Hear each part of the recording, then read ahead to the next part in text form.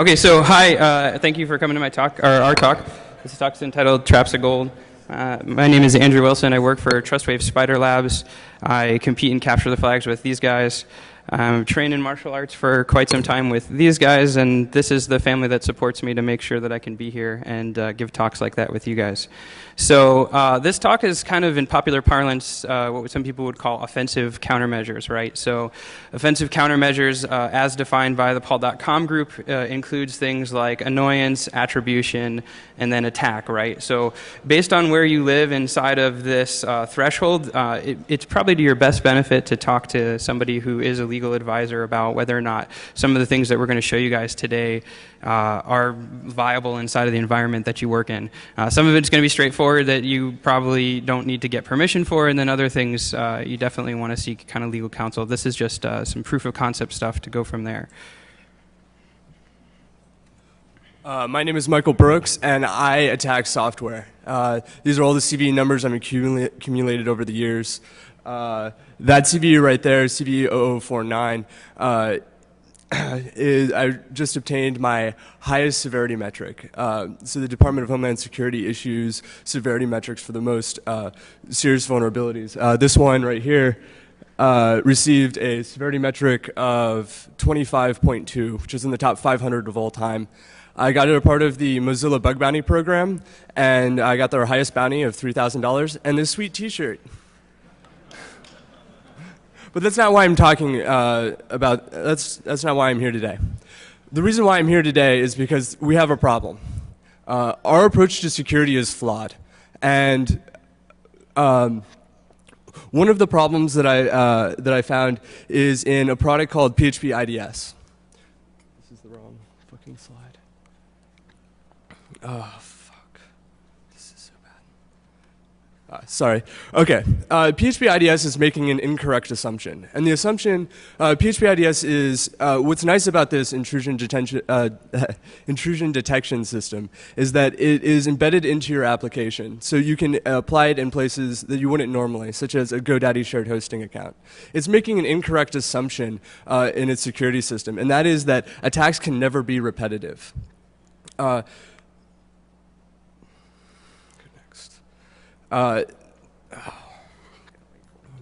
This is the vulnerable piece of code.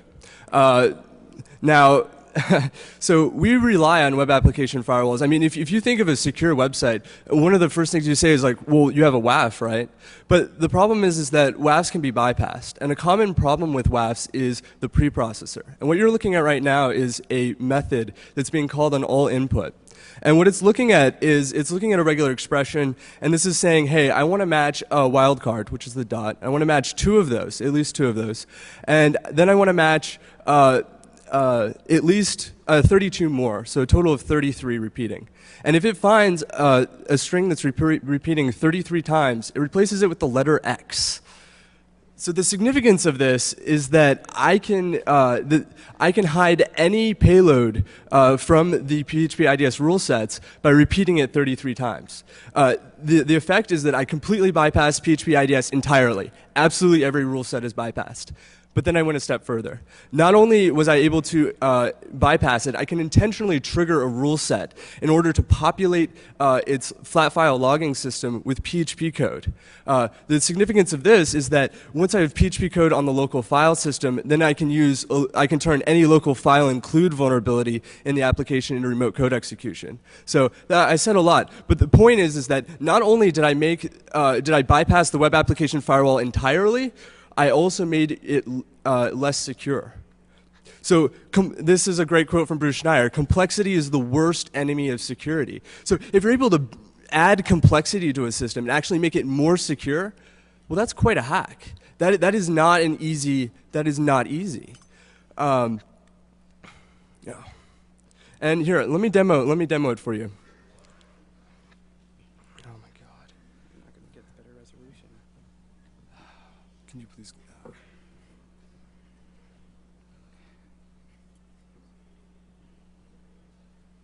Okay. Now, that wasn't the only thing I'm looking at. Today, we're seeing a new trend, and that is we're starting to see XSS filters in web browsers. Internet Explorer was the first to introduce this, but other browsers are following suit. In Firefox, there's the NoScript plugin, which has an anti-XSS filter, and also within Chrome is also beta testing their own XSS filter. It's safe to say that soon all major web browsers will have XSS filters. So the era of very simple XSS exploitation is starting to go away. But instead, really these security systems, these general purpose security systems, it's not just web application firewalls or XSS filters in browsers, but also ASLR. These general purpose security systems create this kind of water balloon effect. The more they try and cramp down on the application, the vulnerabilities that are present start bulging out in new and interesting ways. And although Internet Explorer is loading, it takes a while. We were thinking about putting some hold music in here for you guys, but it didn't turn out that way. Anyway, it turns out that so a bit of background. On the CD, I go into great detail about bypassing PHP IDS in one of my papers. I highly recommend reading it. I go over a lot of my attack methodology. But after I submitted the paper to PHP IDS, the developers were ecstatic. They were really happy about it, and I'm actually now a member of their development team. I submitted a similar paper to Microsoft and Internet Explorer, and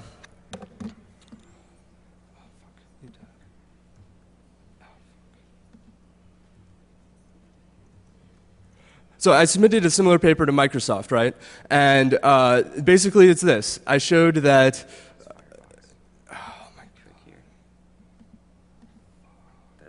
okay.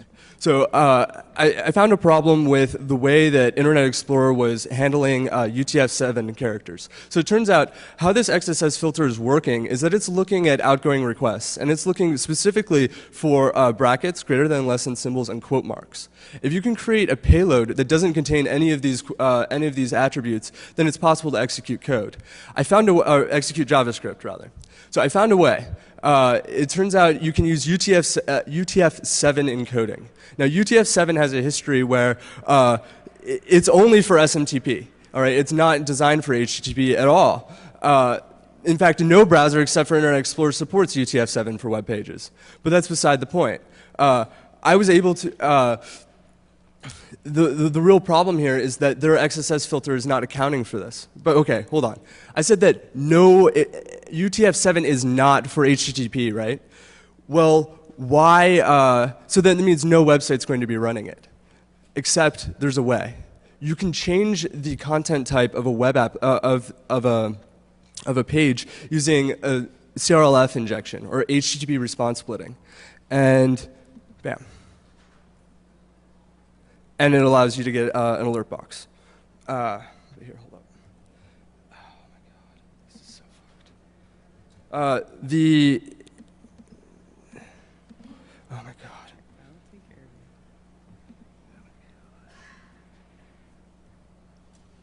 Back. Oh my god.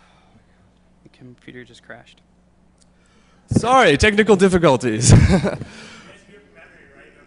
Yeah. Memory. All right.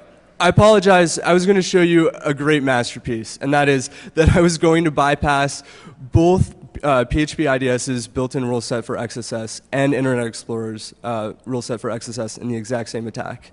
That it is possible to bypass both filters on the browser and the server, and be able to execute code ultimately. So it doesn't matter. It doesn't matter that we're adding all of these new filters if really the fundamental problem remains, and that they can be bypassed, they can be fooled. So we need another approach. Screw slides. We could do it from memory. Okay, so why talk about all of this, right? What's the point of explaining, really a bypass to PHP IDS, a bypass to Internet Explorer, is that these are supposed to be like defensive products that we're going to be relying on for the security of applications. And kind of as Michael was pointing out, this system is stuff that we're going to be relying on more and more as we get into the future, right? So you kind of saw a slide there for just 2 seconds before we crashed about frustration, right? Is anybody here earnestly in the room think like the secure development approach approach is working, right? We see the news every day, and some major company, some data breach, not just a small one, but a really large one comes into play, and it hits people in pretty negative, impactful ways, right? So everybody's kind of getting hit with that. And we feel that the ultimate reason for that is kind of our approach to dealing with security has been a quality issue, right? It's a bug. When you look at books that are in popular use today, stuff like the Secure Development Lifecycle from Microsoft and then Secure Code and some of the rugged movement stuff, we treat security issues literally as if they were a quality concern, and that's how we approach it, right? So we took strategies to mitigate security issues like it was a bug, like it was a quality concern, and that starts with patch management, right? So patch management takes an approach that says you find a bug, it's in production, we've got to fix it. So you write new code that fixes the abuse scenario, so that way you can actually go ahead and make it safe, right? But that tends to come with some baggage, right? The first problem is that if you have a bug inside of a production system, right, it's available for people to exploit it. And if it's a known exploit, you run this patch window lifecycle, right, where Microsoft puts out a patch on Patch Tuesday, it's reverse engineered on Wednesday, and then you have a time between that patch, that release, where anybody who hasn't updated on the availability of the release is still incredibly vulnerable, right? So there's definitely some issues with that approach. And then you run into a secondary issue where the patch itself may not necessarily be something that actually fixes the issue. It might be a temporary fix, or it might be... There's also another problem. Like, really, the problems with IE's XSS filter are trivial to fix. It would take an afternoon. But they didn't even recognize it was a vulnerability. They're not, and they won't even fix it. It's a constant problem. Like, back in 2004, there was an interesting vulnerability that was released in IE. It was called the IE drag and drop vulnerability. All right, it allowed in the vulnerability in the attack, the victim picks up a carrot and drags it. Just as if it was a game. The only problem is that that's not a carrot. It's actually an executable on a remote share, and you're dragging it into your startup folder. You could get remote shell on Internet Explorer for 2 years, and Microsoft said, that's not a vulnerability? Like, you've got to be kidding me. Ultimately, they did patch it, and even... So 4 years after this attack was, it wasn't until 4 years later that the term clickjacking was even coined. But it's recognizing that there's a problem is an important step. Yeah, so patch management obviously was not ideal, and everybody kind of knows that, right? Anybody who's done secure regular development doesn't want bugs in production, right? Because bugs in production is no bueno. The problem with that is that we move forward. We move forward to, here, let's just play it from here. So patch management,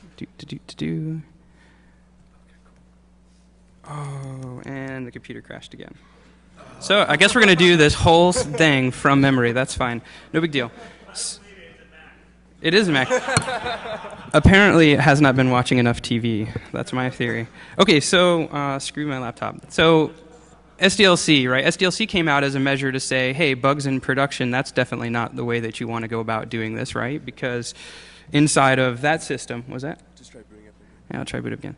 Inside of that system, you want to deal with it proactively, right? So you build it into your development lifecycle. It becomes something that you have to deal with. It becomes an earlier system. You start defining it. You come up with quality gates. You do threat models. You work inside of the system and make sure that it works for what you're doing as your dev cycle. And then at the end of the day, it's sort of a process of refinement, right? You try to reduce known vulnerabilities inside of the application. I'm a huge fan of Microsoft's SDLC, right? Despite the fact that it misses stuff, I think that it's the way that people ought to be taking a look at writing software, right? It's super mature, 10 years something of experience, lots of money, lots of manpower, and perhaps even more importantly, right, it has executive buy-in to say you can't release insecure software, right? So it's a great approach, fantastic approach, right? But you still have Patch Tuesday, right? You still have bugs that do get out into the system, and so we got to kind of question what advantage does this have? and how tenable is this as an end product for us, right? So the final thing we throw out there, right, as our solution to security is more bad software, right? I call it defects in defense, right? If we put more software like web application firewalls, or we put protections like antivirus or regular firewalls in front of these things, they're going to stop, bad guys from doing bad things. But kind of as we just shown earlier within the context of our actual attack component, you can bypass those things. And so when we rely on stuff like that, that definitely creates a situation for us that's pretty disadvantageous, right? It's not ideal. That's how we end up with the TSA, right? You get groped for free in the airport, which is nice, right? I mean, admittedly, but does it make you any safer is kind of the question. And what about the backscatter security scanners, right? Like, we spend tens of millions of dollars on a security system that can be defeated with pancakes. Like, really? Really? Are we really doing this? And you're right, this is at least the second time that breakfast has been used in an attack. The first, of course, being the Captain Crunch whistle. So clearly more research needs to be done in the area of breakfast-based exploitation. I'm just putting that out there. All right. So the question then really, this talk is not about all the stuff that's broken, right? I want to point out that these are difficulties that we face. It's the reality of writing software, and it's stuff that we need to continue to do. I think that's just security hygiene, right? It's the sort of stuff you do. You brush your teeth because you don't want bad breath, and ideally it makes you a better person. Even refinement, right, is good too, but none of these approaches actually stop you from getting punched in the face, nor do they really prepare you for that, right? Like, having clean teeth isn't a defensive countermeasure, in my opinion. And so we really think that the solution or the answer here is we need to start looking at strategies in which we can fight back against people, right? We want to kick their ass, right? When I was working at a company a while ago, I used to tell developers they've got to build their applications so they can take a punch. I'm going to change my statement. I think you need to build applications that punch people back, right? I think that needs to be the way we move down this road. So how do we do that, right? How do we build in systems for that? And that's we leverage technology that already exists, PHP IDS being one of those. We use honeypot and honeynet technologies, and then we write exploits that are capable of taking advantage of the fact that software that's going to be attempting to hit you also is vulnerable to all the same things that we talked about before, right? They have bugs, they have weakness, they have problems. There's this phenomenal Twitter feed from Richard Baitlick, who said something great. He said, it's not just because we have these glass-built homes, it's because there's people throwing bricks at them, right?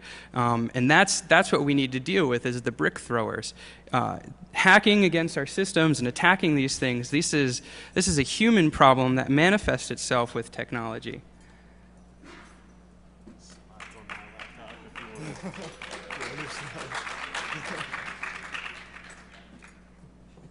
Check this out.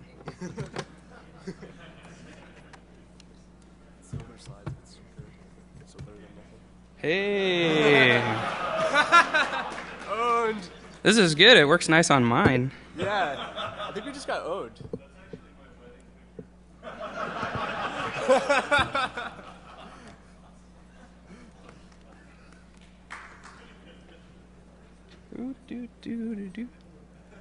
Oh, that's not mirroring. All right, well, that was a nice idea, unless you can fix the mirroring for me, too. We'll just move on.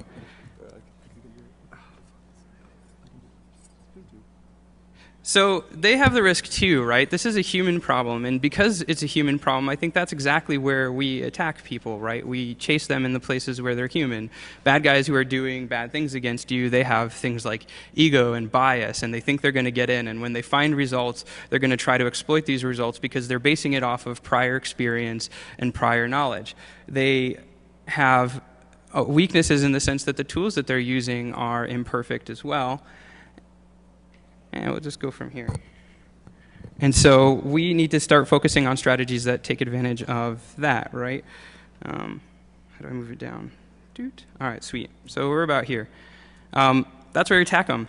When we look at how we're going to do that, we're going to leverage stuff that other people have done, and that includes IDS systems, honeypots, exploits, and we're going to put those together in a fashion that we can trap people inside of our systems to create things like better attribution, shut down their tools so they ignore particular content areas, or in certain cases, just completely shut them down entirely.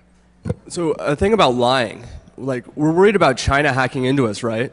Well, we're worried about them getting a leg up in business, but that's weak. China is being weak. If they have to rely on you to break into you to get a leg up, what happens if when they hack into you, you give them information that you want them to find, that you use that against them, that they steal a secret that you want them to have?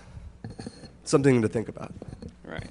If they can social engineer us, why can't we social engineer them, right? So people will say, potentially security hygiene is a way that you are fighting back too, right? They might say that.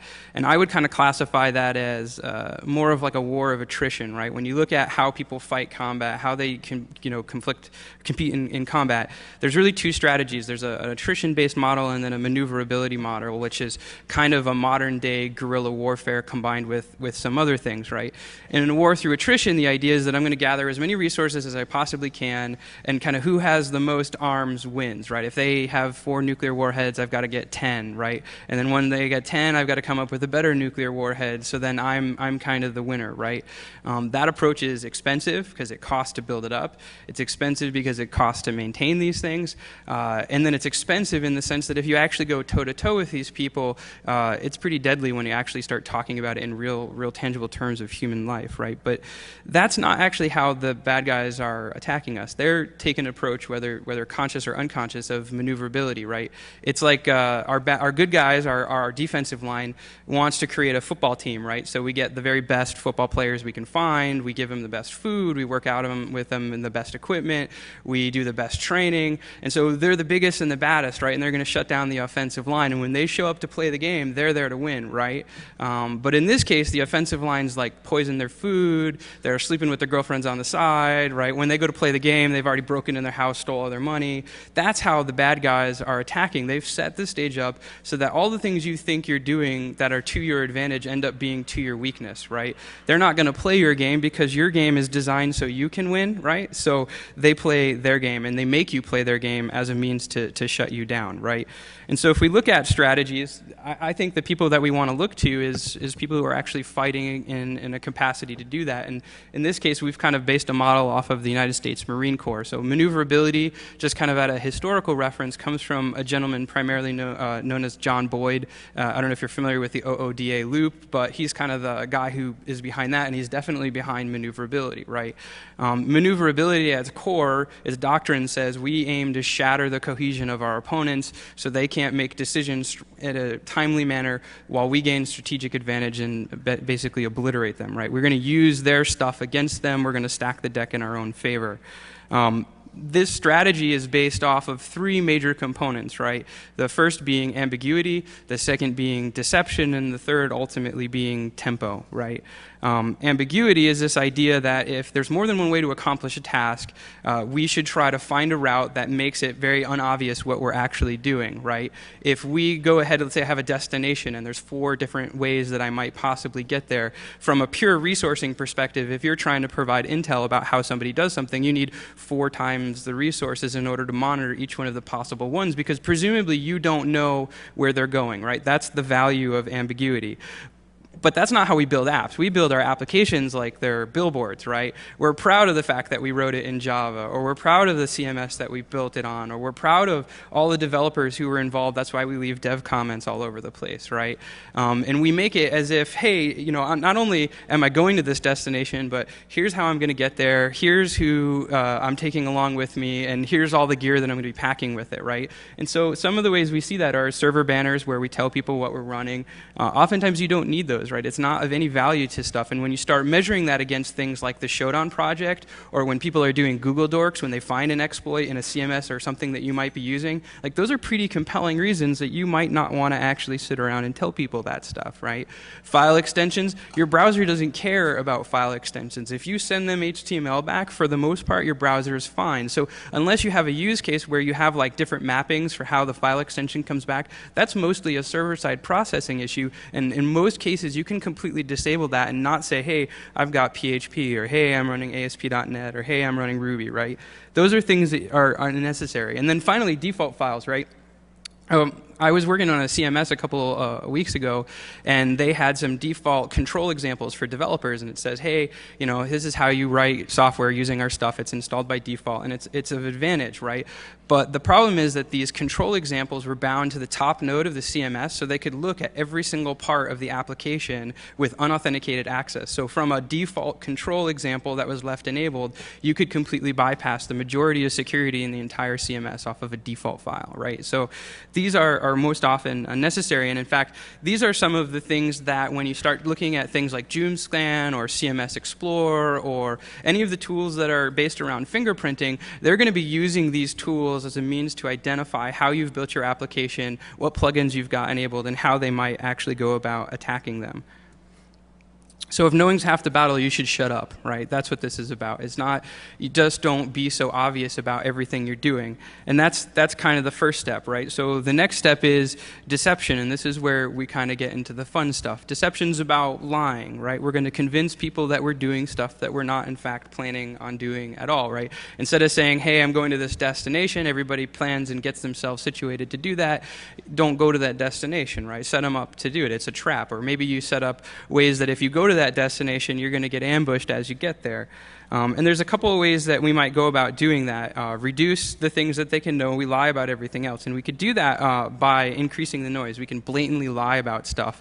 And if I had a computer to show you, I've been able to trigger every single vulnerability that's identified through major security tools like NIC2, for instance. I can trigger 54,000 or 5,400 vulnerabilities inside of it. If you scan my site, I could tell you every single thing is valid, right? So how do you figure out which one of those is valid if you're trying to scan my system and try to identify components in it? In PHP IDS, I added a system of triggers. So when a particular rule set is hit, let's say it's a blind SQL injection test, and they're trying to get us to sleep for 30 seconds. Well, when I see an incoming request, PHP IDS flags it, and then I look at it, I'm like, well, how long do they want me to sleep for? I pull it out with a regular expression and sleep for that period of time. This fools every scanner. Another thing, like what happens if they're trying to use directory traversal and they're trying to grab like /etc psswd? Well, we'll just print out that file. That's fine. It's a fake. It's not the actual file. The same thing goes for Windows files, like trying to get win.ini. And the point is that it's easy to fool. These tools are trusting. They're not planning on someone lying to them, and so they're easy to manipulate. So I actually have a slide in the one that doesn't crash where this isn't like to pick on NIC2, right? This NIC2 is just an example of a tool that we use to do this, but we've been able to actually trigger false positives on just about every major scanner, commercial or uncommercial, on the industry today. We can lie to them, we can subvert their ability to make cognizant decisions, because ultimately when it boils down to it is they have this pseudo responsibility of being safe, right? They don't want to shut you down, which means they're not going to exploit stuff that they find. And if they don't exploit stuff, they're just collecting evidence and saying, hey, it kind of sort of looks like this. So you might as well lie about the evidence and make sure that that happens. A secondary issue with this, kind of a corollary, is how these things work. Oftentimes they make developer mistakes. If you put together like a scanner or a tool and return a 404, oftentimes developers use these things as like a null check, right? I hit a web page, if I get a 404, it means there's no content, so why bother scanning it, right? Well, the problem is that your browser actually doesn't care about what the status code comes back. It'll render that content anyways. And so one of the ways you could actually evade content being discovered is if you take and return 404s for all your 200s, it makes most scanners disappear by default, and they can't identify stuff inside of it. It's actually really trippy if you're using a popular scanning tool that's everybody uses in the industry or for regular work, and you try to spider off the index, it actually makes the entire web page disappear, because as it's finding stuff, it says 404, 404, 404, and so you can't rely on it for results. They don't get included when you try to do other more advanced analysis against it, because as far as the tool is concerned, the content doesn't exist at all. Right? So that's not necessarily going to fool people. That's just a design strategy to say, hey, these tools are running automation against us, which in and of itself is pretty bad, because if you think of the Impervious study that just came out and you are getting scanned once every 2 minutes, maybe shutting down the scanner's ability to do that would probably be to your advantage. So people, right? This is a people problem. And kind of as Mike was pointing out, some of the lies are a lot better than other things. When you get into forensics and you're trying to understand what happens inside of an application, the only way that you're going to be able to really understand it is to start exploiting it and get information back out. And if you can create a scenario where, like he was talking about, you're getting back the files that you're looking for, you're getting back the blind SQL injection that you're expecting, everything is working along the testing route that you've already prepared yourself to do, why would you believe that's not valid? Why would you give it up and say, hey, maybe something's wrong? Personally, I think I'd probably spend a really long time trying to figure out what I'm doing wrong, as opposed to thinking, hey, maybe they're lying to me, right? But then it can take it a step further. Like, why can't I seed my application with tripwiring? Why can't I create form fields inside of my app that do absolutely nothing other than, if you tamper this, I know you're tampering with stuff, right? Then you put that inside of a secondary database that's isolated just like you would a honeypot, and you can actually let them exploit it. You can let them run the full broad spectrum, completely isolated away from your production environment, but while you're doing this, you're building attribution. You're building a case against them. You know at this point it's probably not a scanner anymore, and it's probably somebody exploiting your system, and you actually have a case that if you want to build this attribution for prosecution later, you've created better information, better intel about what they're doing against you, right? And that leads into tempo.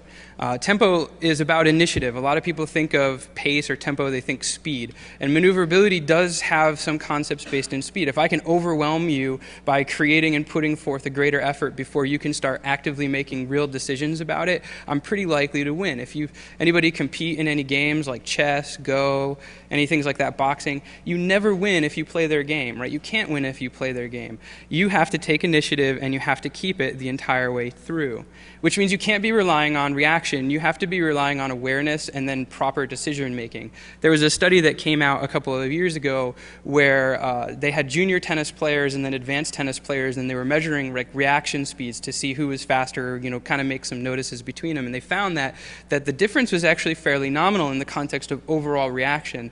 But where the juniors were failing and where the expert players were exceeding is that the junior player would wait until the ball was hit before they start making decisions about where to go, whereas the senior people were doing things like watching where the shoulder was moving or how their hips were turning and how their arm was coming up, and they were getting intel quicker into that process so they could make better decisions, and they weren't relying on reaction. They weren't relying on trying to catch up. They were changing the pace to their own advantage and using that as a way to decision against people and do it. So that's something that we need to do that. And if we build a system like we're talking about, where it has IDS systems inside of it that are creating a bunch of false positives, effectively embedded honey nets, you can create a perceived attack surface that's completely different than the actual surface of attack inside of your system, right? So as people are going down this route, you've already gotten visibility into the fact that they're doing bad things against you. If you feed this into a sim, or ideally a project that lets you create better decisions against it,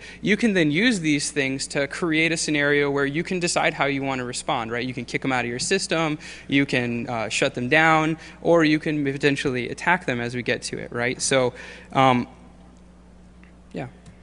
That's where I think the App Sensor project, right, the OWASP App Sensor project actually has a lot of value. The stuff that Michael Coates is working on is that application has to be embedded in the context of awareness as to what's going on inside of it, which is why we chose PHP IDS as our base model for this, because it lives inside of the application. So one thing you can do when you're living inside an application is you can see how it's reacting. So one thing is to shut down blind SQL injection tests, we can sleep. But what about error-based detection? Okay, so we could give them fake error messages. But what if they trigger a real error? Like, what happens if they trigger a MySQL error in our application, or even worse, like an eval error, like they're trying to evaluate PHP code? Well, when we get to that level, we can shut down. We know that they've broken something critical in the application, and we can kill the application, write a kill bit, and if that kill bit exists, then do not run. And the point is that, yeah, okay, this would turn, this is now a denial of service attack, right? But it's a hell of a lot better than remote code execution. You can go back and fix that. So we're not playing the game. We know that you've gotten too far, and we can shut down. So how do we put this all together, right? That's the real question. And we love it when a plan comes together, of course. And so we talked about like misdirection with the 404s. We've talked about shutting down tools, scanners, completely invalidating their results. And in some cases, as we were hitting scanners, we can just crash the scanner remotely by accident, right? At least one or two major scanners that we've hit this with, we've actually been able to stop the scanner from working completely inside of that, so we can increase awareness as to what was going on. But the real question is, can we attack people with the scanner or through the scanner? And I think, yes, we can.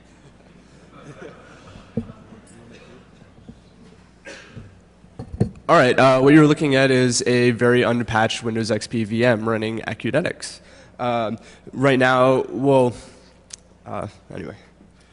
So I want to be careful here, and I definitely want this not on the news to read O'Day and Acunetics. This attack is not based on Acunetics. This is an attack based on the fact that Acunetics is many other web scanners on the market.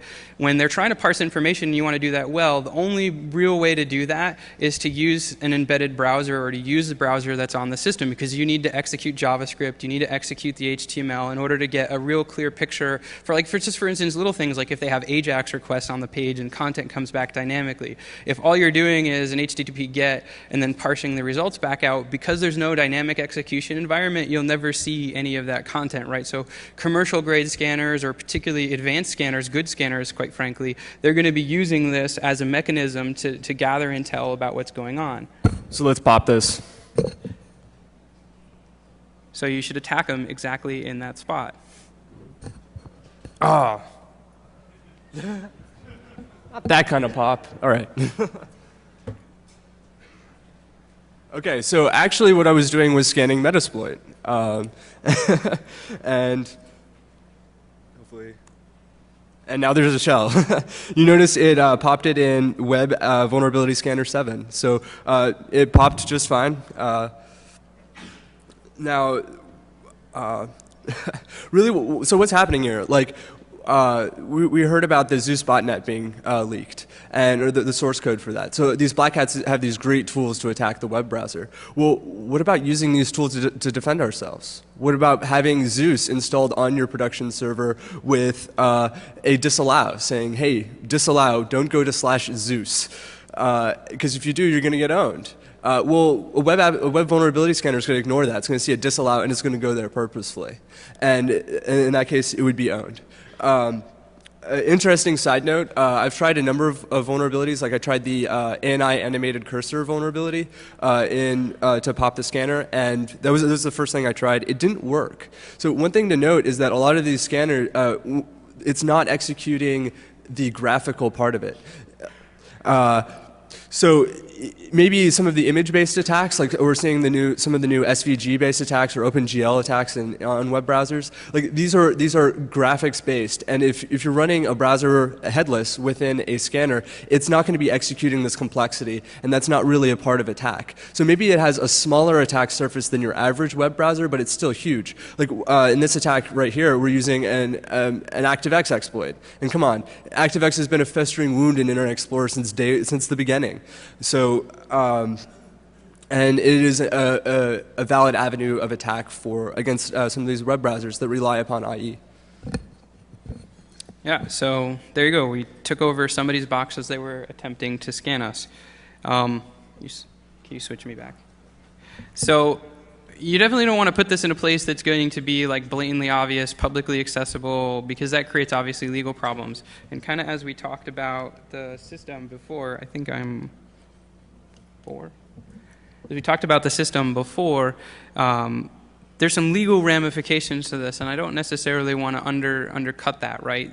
There's some case evidence that says this might actually be a valid approach under particular circumstances, in particular US versus Heckenkamp, which the network administrator took over the box of a person who was in their mail server stating that this was an emergency, I had to respond against this was the best course of avenue.